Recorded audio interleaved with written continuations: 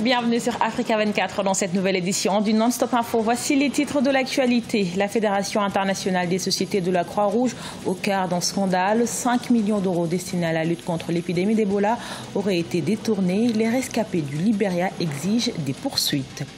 Le Premier ministre du Burkina Faso appelle aux investissements de la diaspora établie en Côte d'Ivoire. Un appel lancé lors du forum Diaspora Invest 2017 qui s'est tenu les 11 et 12 novembre à Abidjan. Et puis découverte en fin de journal de l'exposition Ouvre ton cœur, une œuvre du photographe congolais Toujène Toumba. L'artiste fait de son art une arme pour la cause des albinos de la République démocratique du Congo. Mais tout d'abord, ouverture ce lundi à Dakar au Sénégal du Forum international Paix et Sécurité organisé par l'État sénégalais. Cette réunion est devenue un rendez-vous incontournable des experts de la sécurité africaine. Au menu de cette 4e édition, une stratégie intégrale contre le terrorisme, mais aussi la réforme du secteur de la sécurité, la cybersécurité, la piraterie maritime ou encore la lutte contre le financement du terrorisme. Et sachez que Africa 24 vous propose de suivre en direct de Dakar la 4e édition du Forum international Paix et Sécurité. Surfacturation, détournement ou encore fraude bancaire, la Fédération internationale des sociétés de la Croix-Rouge et du Croissant-Rouge au cœur d'un scandale. Des membres de la FICR auraient détourné 5 millions d'euros destinés à la lutte contre l'épidémie d'Ebola, la maladie qui a touché la Guinée, la Sierra Leone et le Libéria où des rescapés réclament justice. Marcel Farba-Maroun. Dans un communiqué publié en octobre 2017, la FICR, Fédération internationale des sociétés de la Croix-Rouge et du Croissant-Rouge, a présenté ses excuses dans l'affaire de détournement des fonds destinés à soigner les personnes atteintes du virus Ebola. Le plus grand réseau humanitaire au monde a découvert des cas de fraude lors de ses opérations de lutte contre Ebola en Guinée, au Libéria et en Sierra Leone. Les pertes estimées au Libéria s'élèvent à 2,5 millions de francs suisses. Mais malgré ces excuses, les populations libériennes s'attendent à d'autres actions de la part de l'organisation. Ce n'est pas un petit montant et cela pourrait changer la vie des survivants ainsi que de leurs parents. Ces gens se sont enrichis sur le dos des victimes. La Croix-Rouge internationale doit donc prendre très au sérieux cette question de corruption. Il ne s'agit pas simplement d'aller à la radio pour s'excuser. Il faudra que des mesures sérieuses soient prises à l'égard de ces fautifs. Le système de soins de santé et l'économie au Libéria se sont pratiquement effondrés après Ebola. Ils sont nombreux ces survivants qui se sentent stigmatisés, impuissants ou encore négligés. Christina Freeman, 72 ans, a perdu son fils en 2014 des suites de l'épidémie lorsque celle-ci s'est propagée à partir de la Guinée. Beaucoup d'autres ont survécu, y compris Christina, mais le virus a fini par affecter sa vue.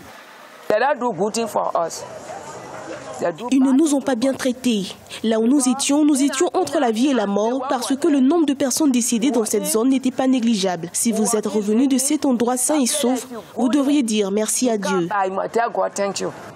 Le Libéria a été le pays d'Afrique de l'Ouest le plus touché par la maladie à virus Ebola. En près de 2 ans, on estime qu'au total, 11 315 personnes ont perdu la vie. Démis de ses fonctions le 6 novembre dernier, Emmerson Mnangagwa ne fait plus partie du ZANU-PF. L'ex-vice-président du Zimbabwe est également exclu de la formation politique. Une manière pour les 10 provinces ainsi que les autres composants du parti de réaffirmer leur soutien au président Robert Mugabe qui l'accuse de manque de loyauté. Ashley Duprat. Il aura fallu 4 jours aux ZANU-PF, parti au pouvoir, pour relever de ses fonctions l'ancien vice-président Emmerson Mnangagwa, considéré jusqu'à présent comme l'un des successeurs potentiels du président Robert Mugabe. Les 10 provinces et la Ligue des femmes ainsi que la Ligue de la jeunesse ont soutenu le renvoi de l'ancien vice-président Emmerson Mnangagwa du poste de vice-président de la République du Zimbabwe par son Excellence Robert Mugabe. Le 6 novembre 2017, le président Robert Mugabe avait relevé de ses fonctions le vice-président Emmerson Mnangagwa pour cause de déloyauté et d'incapacité de s'acquitter de ses fonctions de manière fiable. Le bureau politique du ZANU-PF a d'ailleurs fait savoir que les membres du parti identifiés comme des alliés d'Emmerson Mnangagwa seront entendus par le comité disciplinaire national. Il y a un plan A et un plan B. Le plan A serait de contester son limogeage et donc de repartir par les canaux disciplinaires de la ZANU-PF. Ce qui est verrouillé. Donc, c'est un plan qui n'est pas opérationnel. Le plan B serait de résister à partir de l'extérieur. Mais le temps joue contre lui, puisque l'élection présidentielle, c'est pour juillet 2018. Et donc, je crois que les dés sont pipés pour le moment.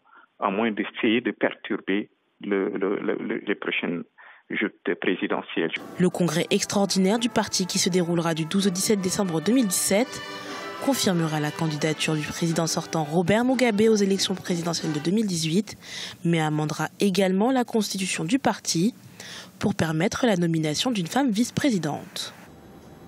Estimé à 3 millions de personnes, la diaspora burkinabé de la Côte d'Ivoire accueille à Abidjan le forum Burkina Invest, une tribune d'échange entre les autorités burkinabées et la diaspora, occasion pour le Premier ministre Paul Kabacheba d'inciter ses compatriotes à investir au Burkina Faso pour la relance économique du pays des hommes intègres. Reportage de notre correspondant Olivier Conan.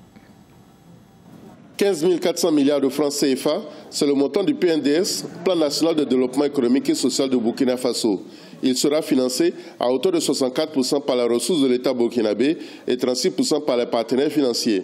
De nombreux projets du PNDS seront exécutés sous la forme de partenariats publics-privés. Le gouvernement burkinabé souhaite que le Burkinabé de la diaspora participe à l'effort de développement national. C'est pourquoi le Premier ministre est venu au forum Diaspora Invest 2017, couplé aux journées de promotion économique et commerciale de Burkina Faso en Côte d'Ivoire, exhorter ses compatriotes à saisir les opportunités d'investissement pour la transformation structurelle de l'économie burkinabé. Ces opportunités, on les trouve dans tous les secteurs, dans l'agriculture, dans l'élevage, dans le secteur des services. Et il y a des opportunités dans la transformation des produits agricoles, la viande, les produits agricoles. Tout à l'heure, en visitant le stand, j'ai vu déjà un échantillon très riche, la variété de nos produits agricoles qui peuvent être transformés, qui peuvent être labellisés, qui peuvent être ainsi exportés non seulement dans la sous-région, mais également en Europe. Et donc c'est ça le sens de notre visite, c'est donc de renforcer davantage nos liens économiques avec la Côte d'Ivoire à travers donc la participation de la diaspora à l'effort de construction du plan national de développement économique et social. En Côte d'Ivoire, la diaspora burkinabé est estimée à 3 millions de personnes. Les opérateurs économiques parmi eux sont prêts à contribuer au financement et à la mise en œuvre du PNDS. Sur ces 3 millions, il y a 2500 burkinabés, donc entrepreneurs burkinabés résidant en Côte d'Ivoire, travaillant en Côte d'Ivoire, payant les impôts en Côte d'Ivoire. Dans le monde entier, nous sommes estimés à 7 millions. Ici, l'idée, c'est de faire comprendre au gouvernement qu'il est temps de penser une autre manière de faire. C'est bien d'aller, n'est-ce pas, de l'autre côté, chercher les financements pour financer, n'est-ce pas, nos projets, nos grands projets structurants, mais il ne faut pas oublier que le développement doit commencer par nous-mêmes. 8 408,2 milliards de francs CFA seront consacrés à 300 projets, dont 83 projets structurants, afin d'impulser un développement industriel compétitif. Les hommes d'affaires de la diaspora burkinabé disposent des capacités pour participer à la transformation de l'artisanat et de l'agriculture, gage de réussite du Plan national de développement économique et social, PNDS, le référentiel de la politique économique et sociale du Burkina. Il a fait de son art une âme pour la cause des albinos de son pays. Photographe congolais, Tujen Tumba a consacré 3 ans de sa carrière à photographier les albinos de la République démocratique du Congo et leurs familles. À travers une exposition intitulée « Ouvre ton cœur », l'artiste a révélé au public des clichés qui prônent le vivre ensemble. Découverte dans ce reportage de notre correspondant Jacques Mboka. Son talent, il l'a mis au service de la cause des albinos. Tujen Tumba, un quadragénaire photographe congolais avec une vingtaine d'années d'expérience, s'est lancé pendant ces 3 dernières années à suivre la vie des albinos. Objectif, photographier des albinos, leurs familles ainsi que leurs proches. Une merveilleuse expérience qu'il a étalée à travers une exposition intitulée « Ouvre ton cœur » tenue à Kinshasa. L'artiste ne peut que parler à travers ses œuvres. Et il va parler de quoi ? De ce qui se passe autour de lui. Mais en regardant autour de moi, il y avait beaucoup de choses qui s'est passées, parmi lesquelles il y avait ces problèmes de stigmatisation des albinos.